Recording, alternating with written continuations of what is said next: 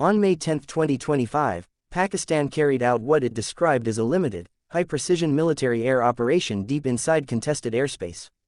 The Pakistan Air Force assigned Wing Commander Malik Rizwan-Ul-Haq Iftikhar, a highly trained and decorated pilot, to a mission that would quickly become the centerpiece of a national conversation on capability, deterrence, and strategic communication.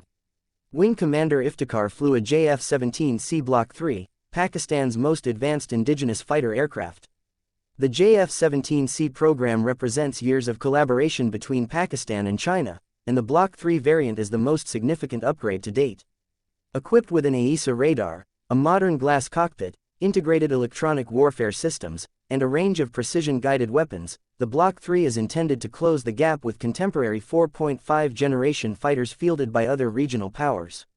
More importantly, it reflects Pakistan's drive toward greater defense self-sufficiency and technological maturity in the air domain. The target, as claimed by Pakistan, was a battery of the Indian S-400 Triumph air defense system located at Adampur Air Force Station. This Russian-built system is one of the most sophisticated and high-profile surface-to-air missile platforms currently deployed in South Asia.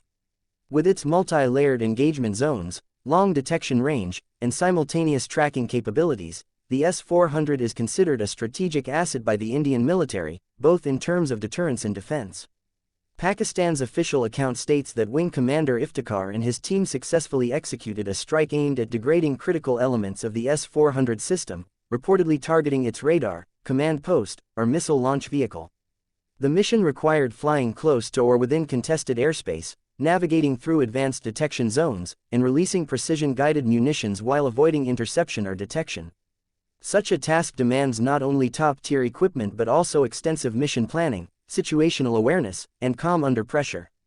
The pilot would have had to manage radar signatures, flight profiles, and countermeasure deployments, all while focusing on mission success and safe return. According to Pakistan's narrative, the mission was a success, demonstrating both the effectiveness of the JF-17C Block III in real operational scenarios and the capability of PAF pilots to carry out complex missions under risk-heavy conditions. Following the mission, the Pakistani government honored Wing Commander Iftikhar during national events, describing the operation as a display of resolve, professionalism, and technological maturity. Senior civil and military officials acknowledged the operation publicly, using the moment to reinforce national confidence in the armed forces and to send a message of deterrence, that even high-value, technologically superior assets could be challenged under the right conditions. The operation served more than just a tactical function, it carried symbolic weight. For Pakistan, it was not just about neutralizing a defense system, it was about challenging perceived airspace dominance, disrupting strategic calculations, and demonstrating that limitations in defense budgets or equipment can be offset by strategy, innovation, and skill. The recognition of the pilot was not just about the individual act, but about reinforcing the broader institutional message: Pakistan has both the intent and capability to defend its interests.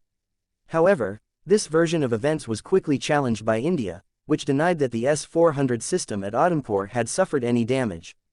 The Indian government stated that all systems remained fully operational and suggested that Pakistan's claims were exaggerated or part of a domestic narrative. The two sides presented sharply different accounts, each aligning with their strategic interests. In military conflicts or confrontations involving high-stakes systems and national reputations, it is not uncommon for narratives to diverge. Both nations have historically emphasized their own versions of events, often in the absence of neutral third-party verification. In such scenarios, what matters as much as battlefield facts is the perception shaped by government statements, public messaging, and strategic communication. For Pakistan, the operation was a way to project strength and national capability, regardless of international recognition or adversarial dismissal.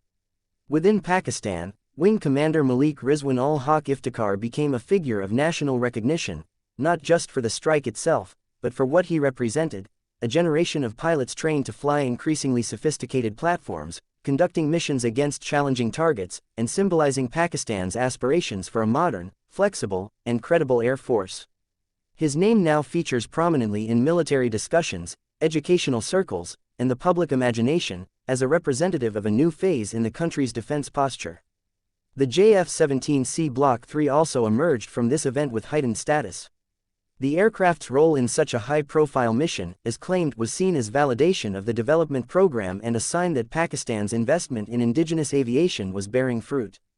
Its performance, again, according to official statements, reinforced confidence in its ability to operate under pressure and deliver precision results even in heavily contested environments.